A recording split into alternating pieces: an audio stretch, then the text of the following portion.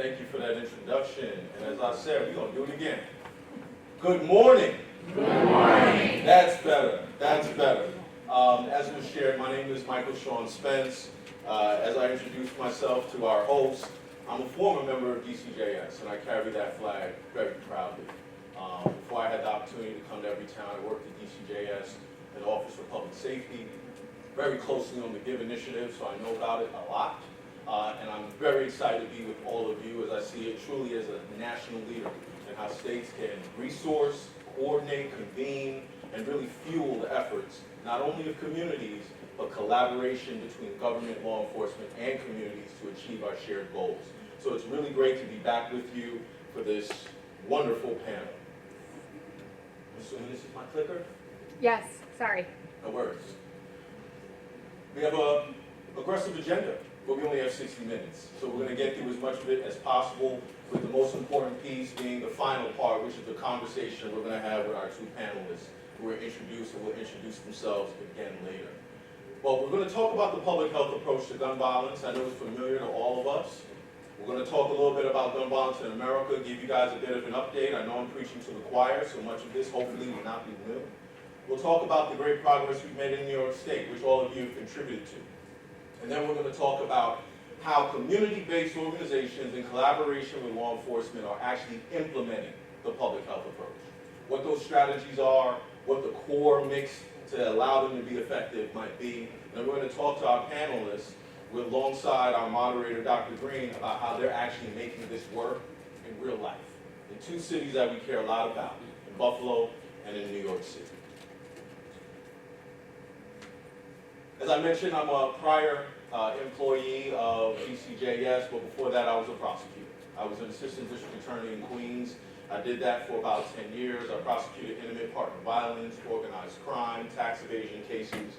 During that time, I was pretty successful in garnering convictions as well as restitution for the state. I was recruited to come up to Albany, and I was able to be here for about 3 years.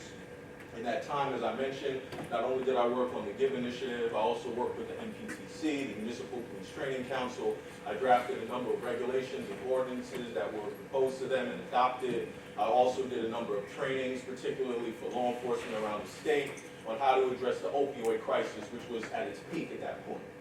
Additionally, I worked on a number of investigations, as well as our firearm certification training. So had a great opportunity to really get my hands dirty doing a lot of the critical work that I know all of us still rely on. Dr. Green has a wonderful background. I'm going to let her tell it herself a little bit later. Now I'm at Everytown. I'm the managing director of the Community Safety Fund, the Everytown Community Safety Fund. And I'm going to tell you why the Community Safety Fund exists. It exists because I work at DCJS. And when I got to Everytown, I was recruited there. And I started working on a number of things. I was working on extreme risk protection orders. I was training district attorneys on how to implement that. I was working on engaging communities to help them build better relationships with law enforcement and mayors. But I looked internally and I said, we're not doing enough to really support building the capacity of community-based organizations to be equal stakeholders at the tables we're introducing them to. I recognized that there were some core structural barriers to that. There were a number of programs, although they wanted to participate in these conversations, they wanted to be at those tables, they didn't know where to start. They also had limited staffing, resources. They had real urgent matters, homicides to address, and didn't have the time to build that capacity. So we created a program at Everytown called the Community Safety Fund with really 3 goals. The first is to sustain the work of these programs, many of which are under-resourced, so we provide unrestricted grants. We also provide capacity building training.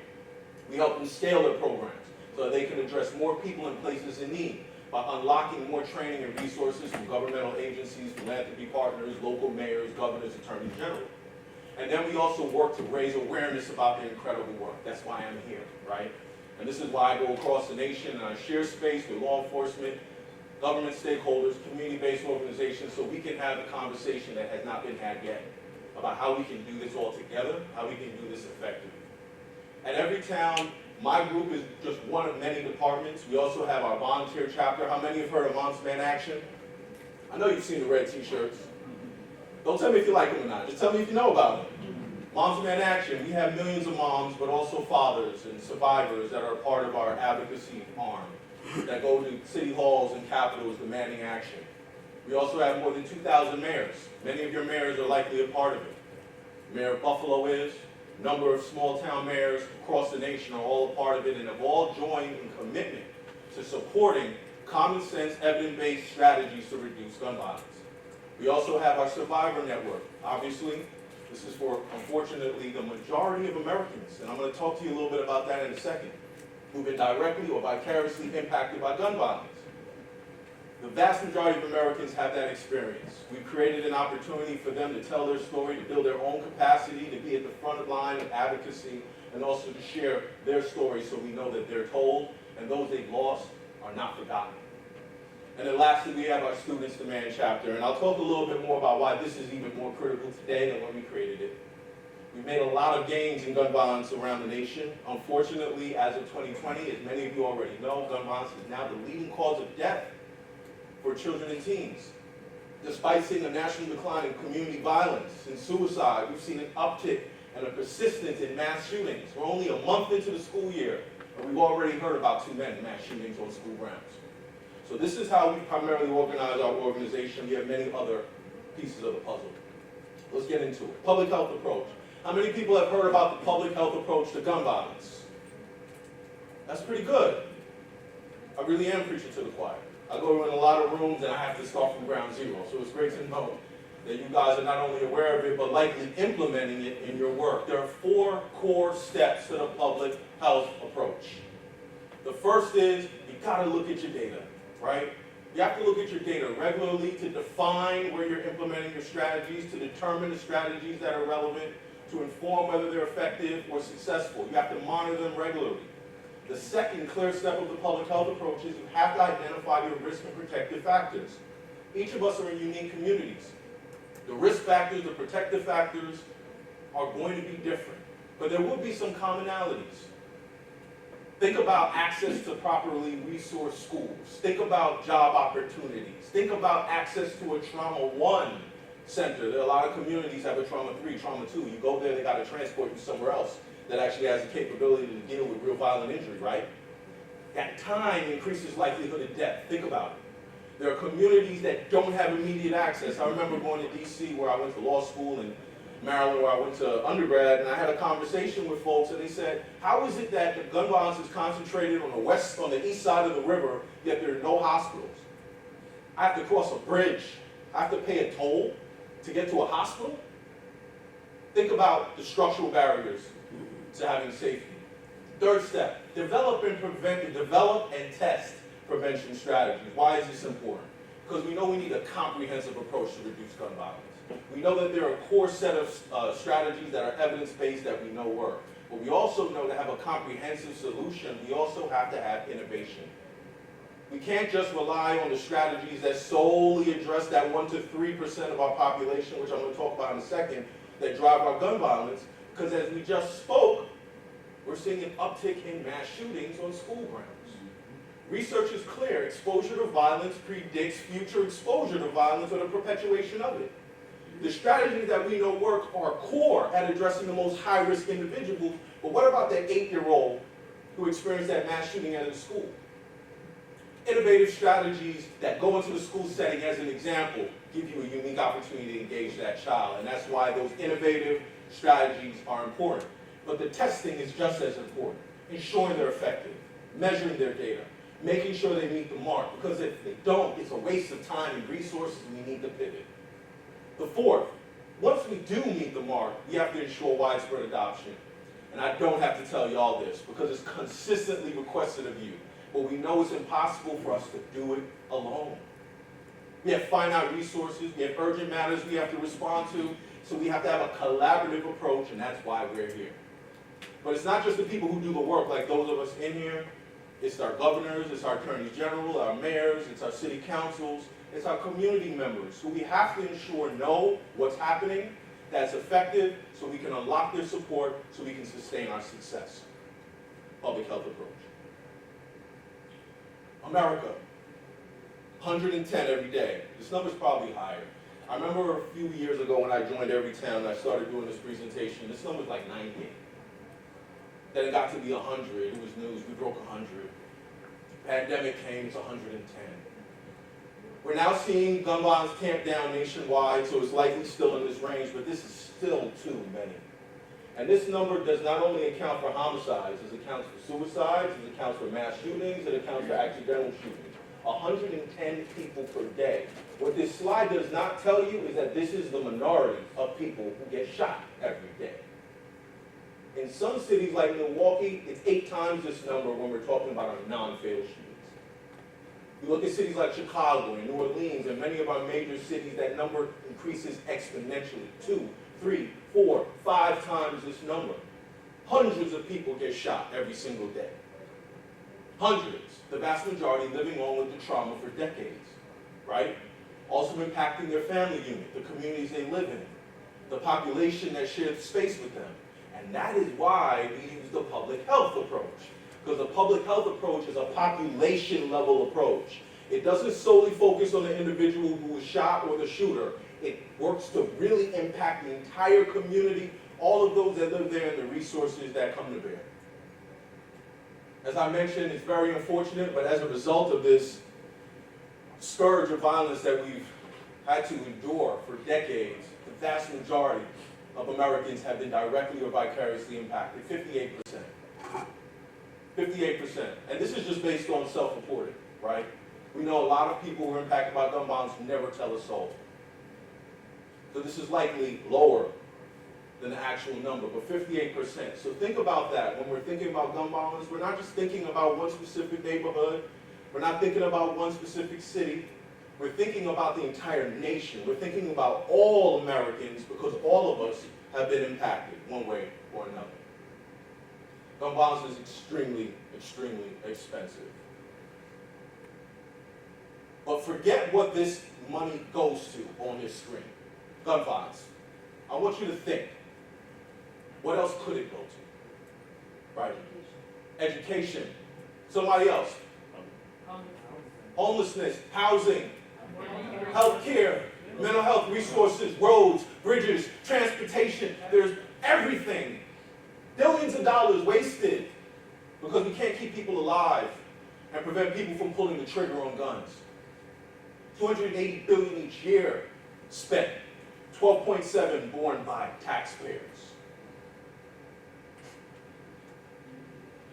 I mentioned a little bit about that 1 to 3%. I know I threw that out there kind of lazily. Let me explain it with some context. There's a professor at Northwestern University. His name is Andrew Papachristos. If you haven't heard of him, look him up. He's great, so smart, and not just because he's my friend. He's legitimately smart, like he truly is. He's done some really, really seminal research, one of which really focused on the social networks within Boston, Chicago, and New Orleans. He analyzed how many individuals who were known shooters, who are identified as high-risk individuals, are members of the social networks that drive the gun violence and the percentage of the total population those social networks reflect.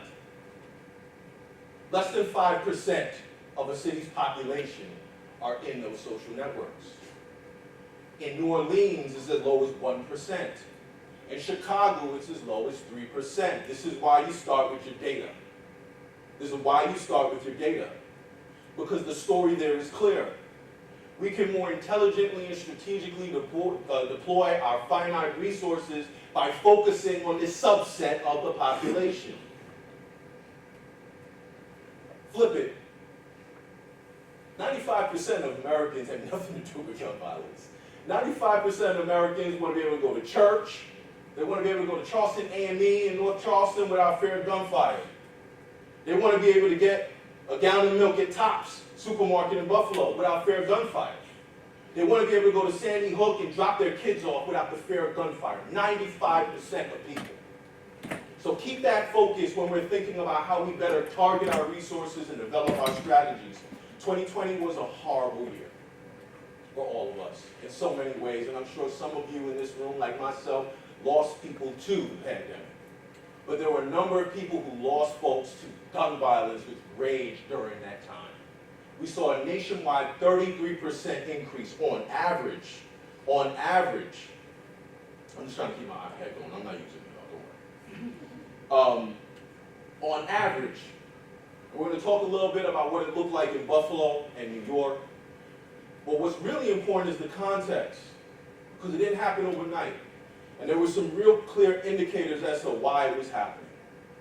We all know, because we do this work day in, day out, gun violence increases during the summertime, right? In large part because the pro-social activities aren't available, the social safety net is diminished. You got kids who rely on school to get a meal in the morning, to have activities to do after school is over, to have a safe place to go in the evenings, to have a basketball game to look forward to. A lot of that goes away in the summertime. During the pandemic, it happened as early as March. We saw a historic number of guns fly off the shelves. 14 million lawfully sold. Lawfully sold. I'll note, a month before the pandemic, I was in DC. I went to Ballou High School, Ward 8. Sat down with 20 kids. They have this high-risk group that they pull together during lunch. That's their strategy. Let's engage them during lunch. Let's feed them, let's talk. So I went down visiting these kids, 20 kids, and I asked them, how many of y'all know about ghost guns? Somebody said, oh, I can make one. I can make one. Tell me more. Yeah, I go on YouTube. I can buy the parts on eBay. There are videos that I watch that help you pull it together. My brother has a printer. I can probably pull it together in about 10, 20 minutes. 16. 14 million lawfully sold. As many of you know, particularly those in law enforcement, we've also seen the scourge of the ghost gun, which has increased exponentially. We also know that there are illegally trafficked firearms that are particularly impactful for folks in the Northeast. We're going to talk about that in a second as well. And then we also know that gun violence disproportionately impacts specific communities. We can start with the black community, that we know is 10 times more likely than white Americans to be shot, 18 times more likely to be injured by a firearm. But the Latinx community isn't far behind. We've seen an exponential increase in LGBTQIA murders, particularly transgender folks. We see an increase in killings of folks on native land, particularly women.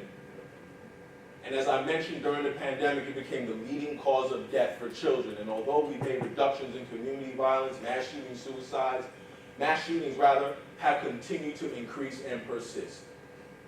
So there's a unique and disproportionate impact in segments of our population. So when we are developing our strategies, employ the public health approach, be mindful that it's likely less than 5%, if not less, of your total population and your social networks driving your gun violence. Recognize the majority of folks in your community want to be a part of the solution, and recognize you have to segment your communities because there are disproportionate experiences within them. Got it? Cities aren't endemic, but it is where homicides are concentrated, so this is necessary. This also needs to be updated. This is research from 2015. But it reflected at that time that more than half of the gun homicides happened in just 127 cities. In other slides, I'll show all the cities that were a part of the research, and then we'll diminish to those where the violence is concentrated. We don't have time for that. But just 127, and you can probably predict which ones. But even within those cities, it's not endemic. Remember, 1 to 3%. Chicago, New Orleans, less than 5 nationwide. Gun violence isn't on every corner of every city. I'm from New York City. I can tell you where to go right now where you don't have to worry about gun violence. I promise you. I think each and every single one of you can point to a block in your city, your town, that you know there's little to no fear of gun violence. You probably also could point out the places you probably want to be careful because it's not endemic. So even though it's concentrated in cities, within cities they are on specific blocks, specific communities. Furthermore, non-fatal shootings. Remember earlier I said it exponentially increases, that 110, when we start talking about non-fatals? Vast majority of those also happen in cities. 92%. So 9 out of 10 non-fatal shootings are happening in cities. And it's not because it's endemic, it's because of a concentration of people who live in pockets of inequity which have been disconnected from opportunity. We mentioned all the things that the money could be going to. It should be going to those things in those places. We've made progress though. We've made progress. I don't want to be the doomsday guy here. We've made a lot of progress since the peak of the pandemic, and we're going to talk a little bit about how we've done it in Buffalo and New York City, but we've done it across the nation. Estimates show anywhere from a 25 to a 33% decline in 2020, with another increase in 2020, with another one in 2021, followed by 4, and then a 12% decline in the most recent years. And based on the data here in New York State, you guys are a part of that success as well. Gun violence in New York. As I mentioned, New York State is a leader. We have one of the lowest homicide rates. In fact, there are only about 4 or 5 states that have lower. I want to say New Hampshire, Utah is on that list. Maine, I think, is tied with New York State. We are the largest state. We have the most populous cities that are at the bottom of the list. That is due to the success and efforts and the coordination, not only of New York State, DCJS, but each and every one of you in your cities and your communities. Give jurisdictions are saving lives, down 15% compared to last year, in line with the national numbers. There are some analysts, one that I love to read, Jeff Asher, has estimated a 15.3 decline across the nation when looking at about 300 different cities. So give jurisdictions are right on par. And more importantly, y'all are preventing violent injuries. That's the majority of the shooting victims. Not only are y'all doing it, you're doing it better than anybody else. Year to date, we've seen a 28% decline in shooting victims across give jurisdictions. The same analyst, Jeff Asher, has estimated a 3.4% decline in aggravated assaults nationwide. So give jurisdictions are not only saving lives, preventing homicides, they're preventing shootings. And that's something to be proud of. The money here is a lot lower in comparison to many other states, which is interesting, right? We have such a populous state. But because of your success, your ability to reduce homicides, your ability to ensure there are less violent injuries, New York has one of the second lowest per resident rates when it comes to paying for gun violence. 48 states have residents that pay more. It's still incredibly expensive. $11 billion to our state, 300 million carried by taxpayers. But it becomes a little clearer when we look at specific incidents. I mentioned folks wanting to be able to get milk at Tops Market. All of you are very well aware of the effort that Pastor Giles and the Buffalo Peacemakers, alongside law enforcement and community members, had to respond to in this community. Every town's estimate is that it costs, that one incident cost New York State $143 million. This does not include the financial support from local agencies, from DCJS, from community members. This does not include the in-kind support from the folks who showed up and spent their time there than at their jobs, who went in their own pockets to contribute milk and different items that were necessary as folks couldn't use the one supermarket in their neighborhood. 6.7 million was borne by the taxpayers of this state. Gun violence is not only a social justice issue, it's an economic issue. When a shooting happens in any corner of this state, they're going into your pocket too. Think about that. Think about that. Every shooting in this state impacts each and every one of us. Money that we work hard for and pay to the state that could be going to building better and safer communities. That's why I get pissed off about it, sorry. That's why I get pissed off whenever I see any shooting. It's offensive to all of us. And we also know that this problem is not solely born within our borders. Relying on the E-Trace data from the FBI, 2022 is the last full-year data we have access to. We saw almost 12,000 firearms, crime guns rather, recovered and traced. 70%, as those in law enforcement know, were handguns. The vast majority of those used in homicides are handguns. But more importantly, 1 out of 3, almost a third, came from just 5 states. Just 5 states sourced a third of our crime guns in 2022, starting with Georgia. And as you're probably noting, wow, they're not even next door. No, but they have access to I-95. And you got folks who are working together to buy, purchase firearms en masse and traffic them to communities where individuals otherwise would not be able to attain them. Georgia, Virginia, Florida, South Carolina, Pennsylvania. I was working on this list with one of my program managers. I told him I was amazed. North Carolina wasn't on this list. He's like, no, don't worry, it's number 6. It's number 6. So Buffalo. As I mentioned earlier, Buffalo, just like every other city, experienced an exponential increase in 2020, followed by additional increases in the years that followed, right? But we have seen an exponential drop in 2023. We're talking 46%. Did I hear claps? Yeah, clap for that. Come on, that's major. Because you saw the slides earlier where I told you about those national numbers. You saw 4%, you saw 12%, 46%. That's not achieved, as I mentioned earlier, alone. That's the result of collaboration. And that's why Pastor Giles is here to talk a little bit about that. New York City similarly saw an increase. I want to add a note here. Similarly to Buffalo, New York had an exponential increase in 2020, followed by another increase in 2021. But instead of their drop coming in 2023, it happened in 2022. It happened in 2022. Anyone have an idea why we think that happened?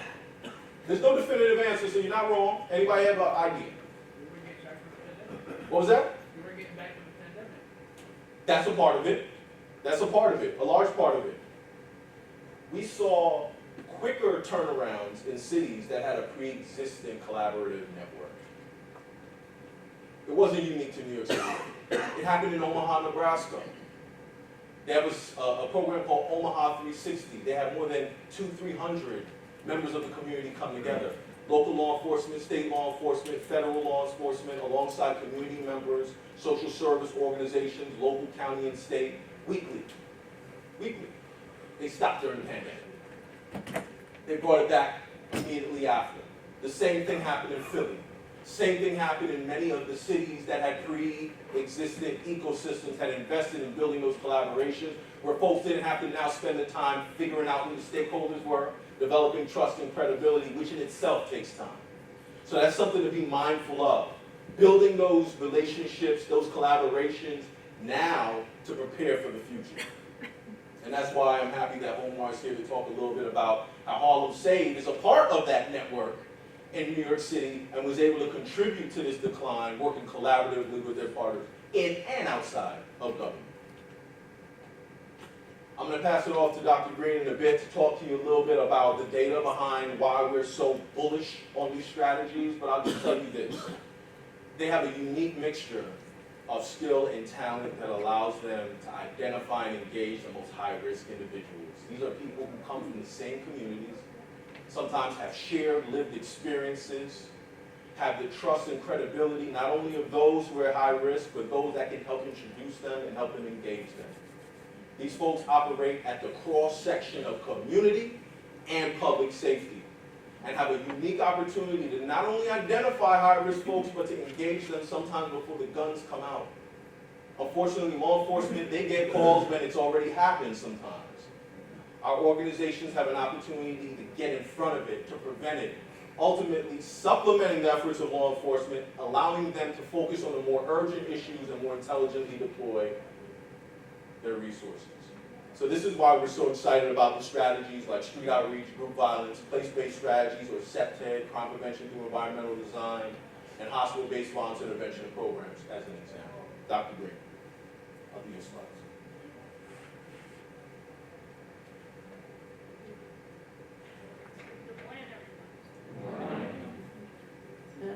Yes.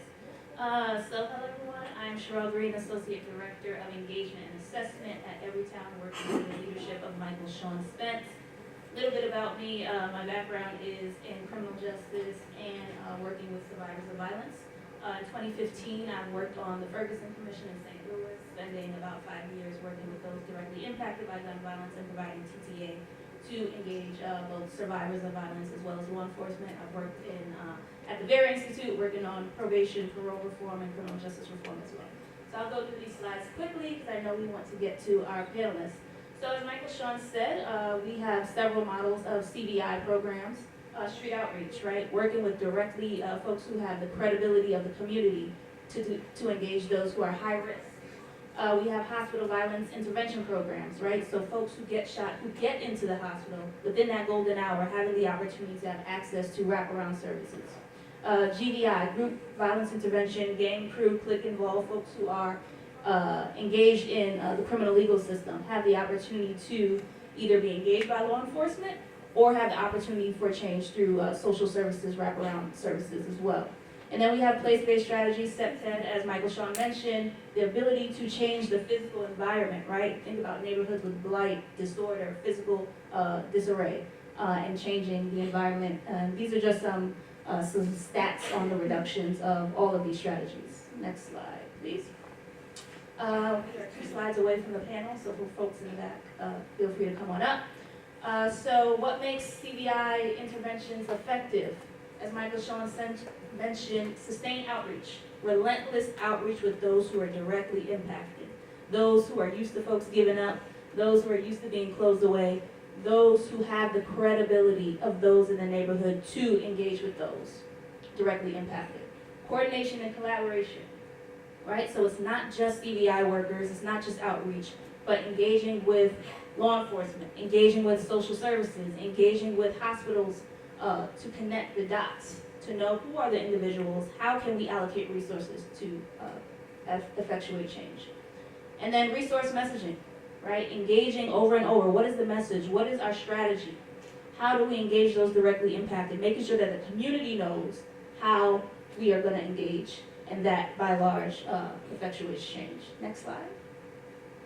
And lastly, what we do, particularly at Everytown in the Community Safety Fund, we provide discretionary funds. Although we have seen an increase in federal funds thanks to the Biden administration, we provide unrestricted grant funds. This provides our organizations with the ability to invest in the way that they need to, right? So for folks who may get shot, may need some funds for relocation services.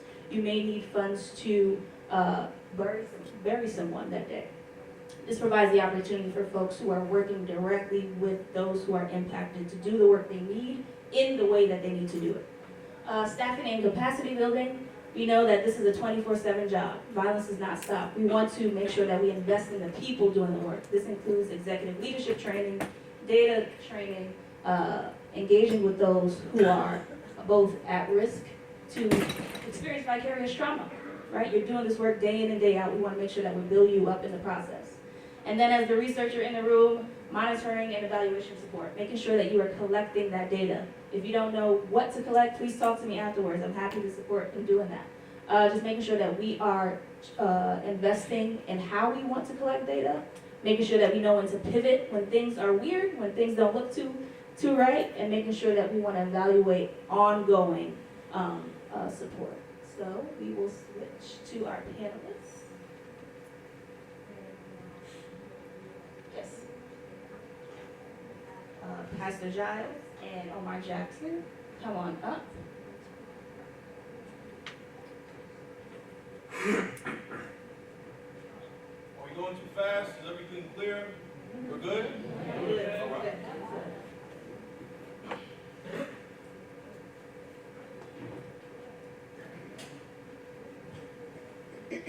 Good morning again. Good morning. All right. All right. We're going to get started. So to begin, I would like you both to introduce yourselves, talk a little bit about your organization, and give us a sense of gun violence in your community. So Pastor Giles, we're going to start with you in Buffalo, and then we'll go to you, Omar, to talk about Harlem. I am Pastor James Giles, President and CEO of Back to Basics Outreach Ministries, where we run a few programs designed to reduce violence in the city, in our city of Buffalo. One is the Western New York Peacemakers, and that particular program is more preventive, but we're also intervention and interruptive to, we have about 32 individuals, that are dedicated toward that work throughout the city of Buffalo. Gun violence in the city of Buffalo has trended. I've been around since 1975 and was with gangs when they were starting. The whole idea, notion of shooting and carrying guns has changed dramatically. We're dealing with young people now that have no boundaries. They shoot at children. We've lost a few children because of reckless gun violence, and so the trend has been, we have a flood of guns coming into our community. Even though we don't have that type of distribution, nor manufacturer here, but we have many guns on the street. When I have a class like this, and sometimes half this size, I ask all my youth from 14 to 20, how many can put their hands on a gun, just as Mike said. Everybody raise their hand. How many been impacted by a gun? Everybody raise their hand in our programs, and so gun violence is pervasive. So in the city of Buffalo, we do have something that every town has been contributed, DCGS. We have this collaboration going on with multiple faceted groups and agencies and community-based organizations. Good morning. My name is Omar Jackson. I work for a wonderful organization called GOSO, Getting Out, Staying Out. And GOSO provides wraparound services for our CVI program, which is SAVE, Stand Against Violence, East Harlem, and I'm the director of that organization. The services that we offer at GOSO focuses on education, employment, and emotional well-being. So at SAVE, what we do at SAVE, we take that public-led approach in reducing and intervening in violence. We have a team of violence interrupters and outreach workers on the ground in these hotspots, in these pockets that Michael Sean spoke about, these areas that are high in violence. We have these teams on the ground working in these developments, working with the high-risk youth that are definitely involved with the gangs and the crews that's causing some of the issues around gun violence. We also have a component where we're inside the hospital, Harlem Hospital, if anyone is familiar, which is a trauma wound center that was also mentioned. We have a gang of hospital responders that's inside the hospital, responding in real time to any violent incidents that come into the hospital. And what that looks like is we are assisting the victims, we're assisting the families, we're providing services, and we're trying to prevent any retaliatory action occurring while they're in the hospital. We're also inside of a juvenile detention center called Horizons, where we're working with the youth that have been arrested and detained for serious crimes, mostly gun violence. And we're working with those youth, trying to really get them to coexist with one another inside the facility and prepare them for what's next. Whether it's them going to Rikers Island, whether it's them going upstate, or if they're gonna come home, we wanna make sure that they walk through our doors and take advantage of the services that we provide. So those are the three main components that we have at SAVE. And just to speak a little bit about East Harlem is about a 1.5 to 2 mile radius, and we have 24 housing developments in East Harlem. The gang culture and now the crew culture in East Harlem has risen. So the culture there is like, we have developments that each housing development pretty much have a crew. And we have territorial issues where the crews aren't allowed to go into other developments or even cross the street into certain areas, and that's where a lot of the violence comes from now. It stems from that, and one of the most sad things about it is that our younger generation, like single digits, 8, 9-year-old, are adapting these beefs and being forced to be a part of these crews, and then, you know, it just continues, the cycle continues. So we're working like day in, day out, 24 hours, as we mentioned, to just really try to change these mindsets and you know, just intervene and get in between the violence before it occurs in East Harlem. Thank you both for sharing that. We have a unique opportunity, particularly in this session, to talk about collaborations with law enforcement, particularly with CVI organizations. I want you both to walk us through the initial steps you took to initiate that relationship with law enforcement. Omar, we can start with you. Sure. For me, just a little bit about myself, right? I am a part of the formerly incarcerated population. I was once a part of some of the issues that plagued my community, right? So for me, working with law enforcement was not normal. It was foreign. But that transition that I made in my life, I know that we have to work together in order for it to work. So initially when I got on board and got into this work here, I actually met a commanding officer at the 23rd Precinct in Harlem. And initially, like, as soon as we met, we spoke about each other's backgrounds, and I gained trust from this individual.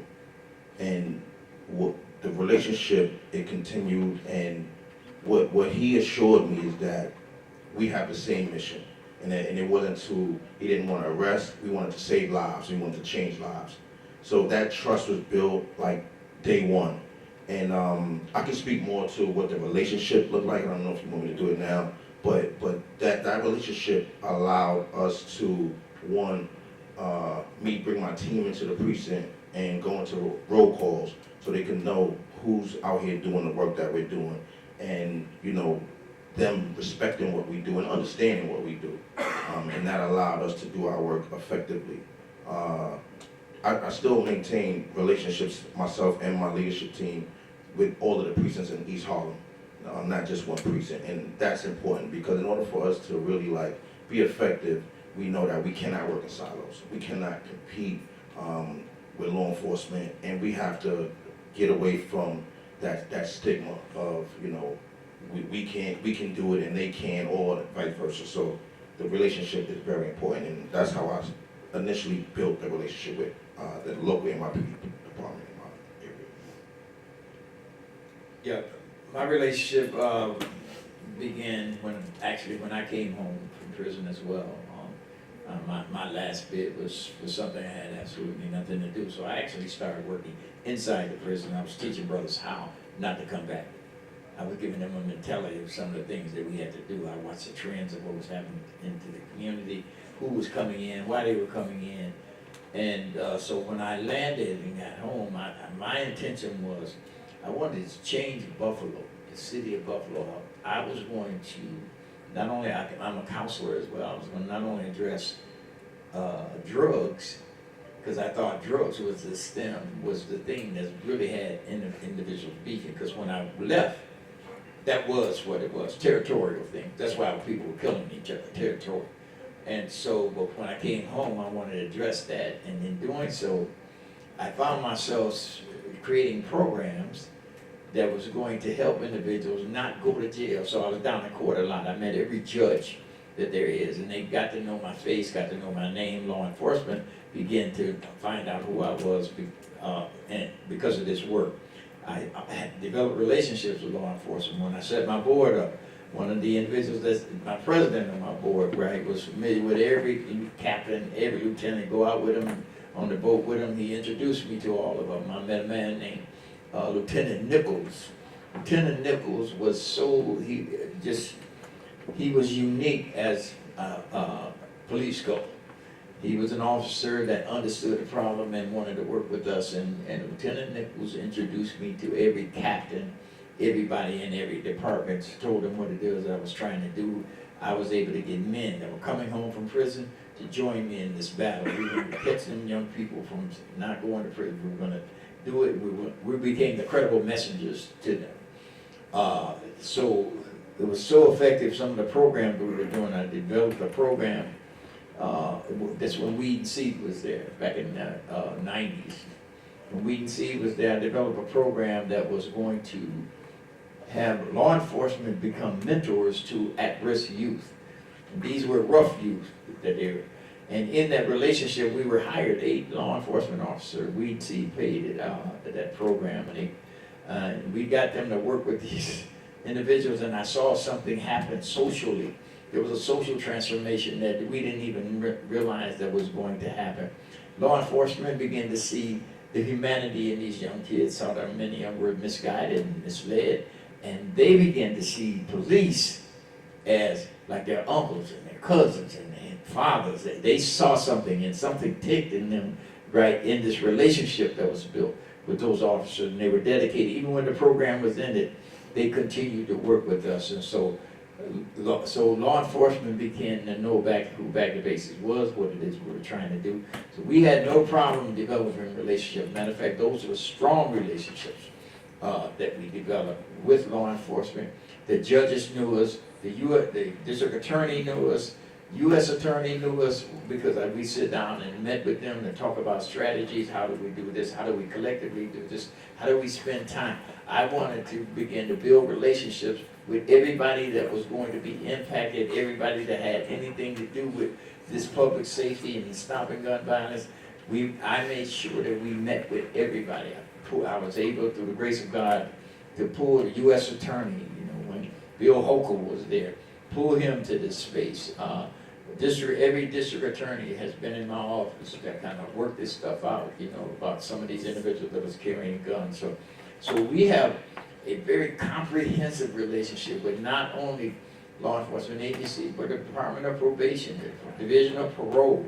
They know we use so many individuals that were on parole. They real credible messengers. They're able to speak into the life because they get permission to speak into the life of a thug, of a wannabe thug. And they're able to kind of get them to transform into something positive. They show them that they can do it, and as a result, that began to build even stronger relationships with. So not only them, but city government too. The common council, all of them knew me. In every district that we were working in, they knew me. They wanted to support it, and so we fostered those relationships by this messaging. It is impossible for a community-based organization to solve this problem, as well as it is impossible for law enforcement to do it alone. Nobody get there. We all need each other to do this, and that was the messaging that I had from the very beginning. We needed whoever we could get to the table. They were necessary to solving this problem. Thanks, Pastor Giles. I want to pivot a little bit to you, Omar, to talk about your relationships with both law enforcement as well as with the DA's office and how you use data and the importance of leveraging that data to employ resources. Sure. So, as Pastor Giles just mentioned, right, and I didn't, we also have a relationship not only with law enforcement but with the district attorney's office as well. And a lot of those relationships stem from just the work and gaining trust. What the relationship looks like with law enforcement is it's a one-way relationship. And again, I did mention they understand and they respect the work that we do. And when I say a one-way relationship, they give us information and they understand that we're not going to give any information back. But again, if the ultimate goal is to reduce violence, if it's to save lives, if it's, create public safety, then, just being on the same page is very important.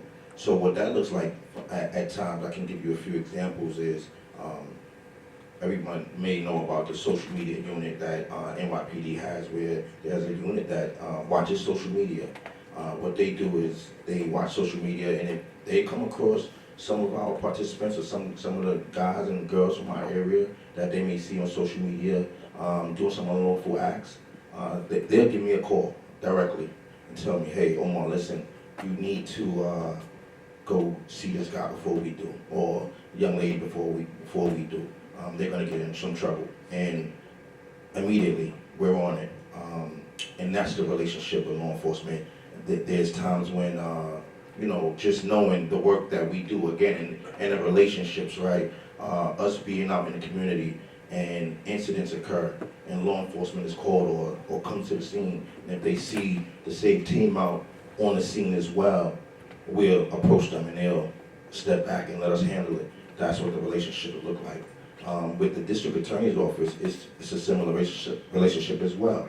What we've established is we all know that in most of these inner cities, there's a lot of times there's these sweeps and indictments that happens, right, every few years. So what we are aware of is that when these indictments come, the district attorney and law enforcement, as someone, a crew of younger people that they may feel like is up next because their names have been mentioned a lot. They've been seen on the scenes of crimes and been around the ones that may have been arrested in that prior indictment. So what they do is they give us a list of names and they tell us straight up, listen, you guys work with them and you may can save them. And that's what the relationship is. And it's without us telling our younger guys and girls, like, listen, they're watching you. It's doing it in a strategic way it's doing it in a way to where, because we already built that rapport and they already trust us, so we can't also break that trust with law enforcement and with the DA's office as well. So we have to do it in a strategic way to where we're just, providing the services, being that mentor, being that role model, and just and it's just seeing the fruits of the labor, just seeing our kids change their ways of thinking over time, and then knowing that we saved them from an indictment, we saved them from going to prison, and just keeping them around us and stuff like that. That's the work, and thank you. To answer the question. Yeah. One last question, because I want to make sure we have 5 minutes for questions. What are some tangible steps folks can take in this room to engage with law enforcement to build these relationships and sustain them for periods of time? But one of the things that we do collaborative community activities with law enforcement. I can't emphasize the value of that, because in that process, and so we do major cookout, big cookout, so the neighborhood engagement team, the Division of Law Enforcement come in, Division of Community Police, they come in and kind of work with us, and we're doing this big festival thing and with bounce houses and all those kind of things together collectively. They see all of us working together, we're pulling the community together, we're giving away food, we're cooking hot dogs and all this kind of stuff. That helps to build relationships with community and strengthen relationships with these community-based organizations, right? So when they want to do something, we're there as well. And so, and the significance of that is when the incident happens, we have access to that incident, and when youth, particularly youth violence, it's not just guns for us, it's, people violently hurting each other, particularly children. We run a safe passage program. Law enforcement allow us to be the front line and handle all that stuff, and as long as we're there, they allow us to handle that. Because I don't care where you're at in the country, it is not a good look for law enforcement to have to disengage or have to engage in a very violent or very aggressive way with community citizens. It's just not a good look. So we both understand our value in this relationship, that they don't have to do it, and then when people are not listening to us, then we stand down, listen to them. Okay, you have to kind of let law enforcement do what it is that they do. So it's in those, having those relationships, those community groups, community meetings, community partnerships, and community outings. Do that collectively with law enforcement, and it will strengthen the relationships. Pastor John said it also. Those are very important. We do a monthly community event, and we always invite and partner with NYPD. And what that does is it shows the community that we can work together. It shows the community that it's not us against them. That's what those events does. We're in like you said, we're in all of the meetings, whether it's a NYPD hosted meeting or whether we're hosting a meeting, NYPD comes to those meetings. So again, that's just showing face, and that's just letting the community know, letting our youth know that, we're one. And again, we share that same common goal when it comes to public safety. All right, so we have time for 1 or 2 questions folks have. Yes, sir. This for Pastor Giles. Being a Buffalonian, I came back to Buffalo a few years ago and saw on Goodyear in Genesee where you were doing a job fair in the community when you took a bunch of different employers and came smack dead in the community where there's usually violence at, and of course you had, for safety reasons, you had police there. But I haven't seen that happen again. Was there any plans on bringing that job fair back to the community? Yeah, absolutely. So as a matter of fact, you heard Mike mention that about these existing relationships that we had. That was like in 2019 when everything was in. Violence was very low in the city of Buffalo because of the collaboration at work that was going on between law enforcement and community-based organizations. So we did it then. COVID began to interrupt that and slow to pull people together again in that kind of mass way. But yes, we are going to continue that though, because that's a process that works. Thank you for sharing from a wonderful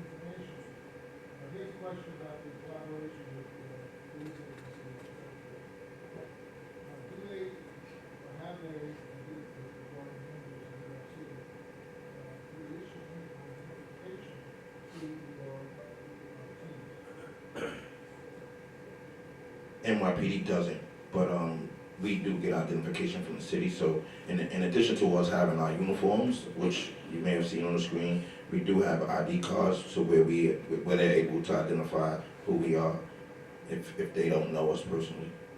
So, yeah, for us, we don't necessarily want law enforcement identity on our stuff, because we have people that outside in the middle of the night, dangerous, you know, and some people, everybody don't like law enforcement, so if they thought we had that kind of relationship, it'd make this different. That's why the state has set up, you know, that this non-sharing information, one-way sharing information, even though I do, as a person, as an individual, as a president running a company, I share information with law enforcement.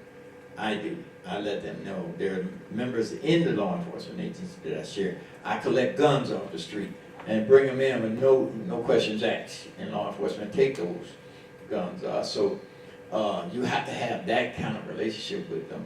But no, we don't.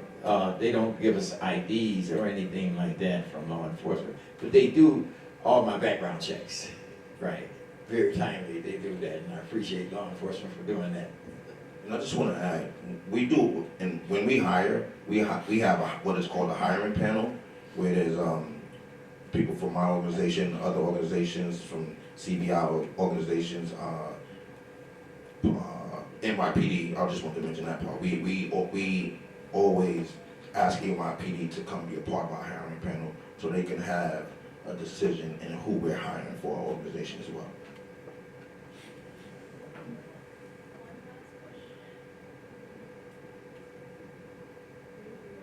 Hearing none, I want to thank you all. Oh, go ahead.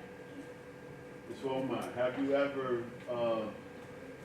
you ever went against NYPD recommendation for a hire? Because a lot of times police be stuck on somebody's past. So have you ever went against a recommendation for a hire? Surprisingly, it has never happened, right?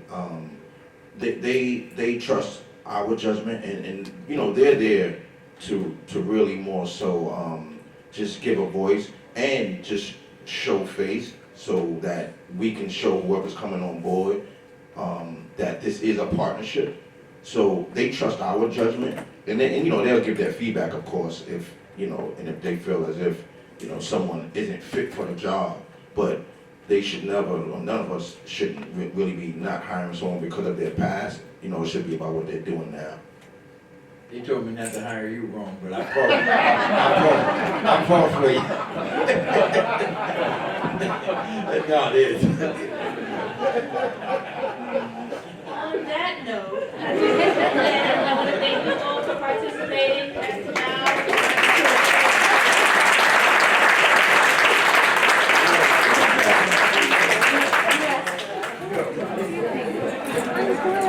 It was just such a weird thing. I was pretty fine on Tuesday, and I went to the parents, and I got like really sick. So I like turned around to do something, and I don't know how it happened. At least you were there. Yeah, well, yeah, exactly. And it was fine. I just somehow had it, like, I just don't know. Yeah. So, but then I it's smart. And then it was that smart, and this is what I was like, just please. So I'm good. It was really good. I just felt Every year, it's so good there. I don't even understand.